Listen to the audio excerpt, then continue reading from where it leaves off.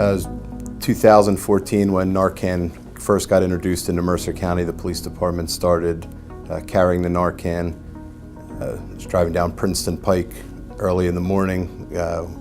A call was put out from our dispatcher for a young man not breathing in his bedroom, found by his father. I happened to be just a block away. I pulled over to the house and was met by this juvenile's mother at the front door, who was hysterical. Made my way upstairs with my Narcan and first aid kit. Got up to the second floor, and I saw a kid about 18, 19 years old who was blue, not breathing, laying in his father's arms. His father was cradling him in his arms, begging him to start breathing, begging him to give him some sign that he's alive. I had only used the Narcan at that point in training one time. We had initial training, so I was a little bit nervous figuring out how to assemble the Narcan, but I was able to do it. I gave the young man one application of the Narcan. The second application of the Narcan kind of went into the air accidentally. But at that point I was able to provide rescue breaths for him with a resuscitator, a couple sternum rubs, and he started getting his color back, breathing on his own, and that individual ended up walking out to the ambulance, talking to his parents, and was able to give his mother a hug on the way out to the ambulance. That was the first time that I got to administer the Narcan.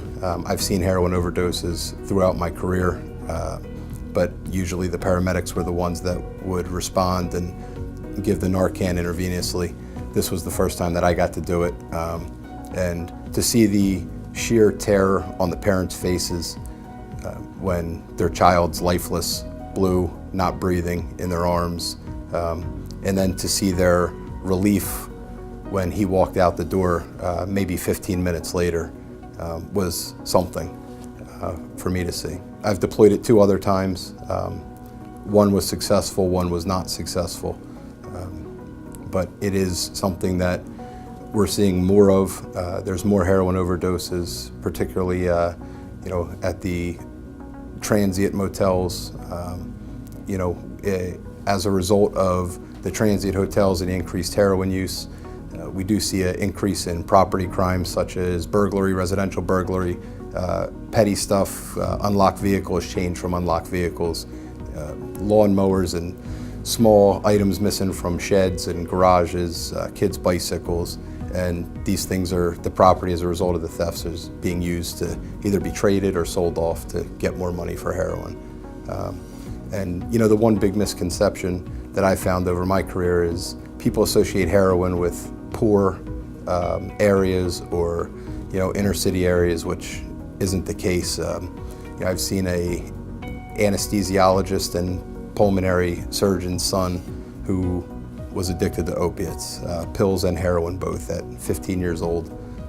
And it seems that it's a total misconception, that heroin doesn't affect the more affluent towns outside of the inner city.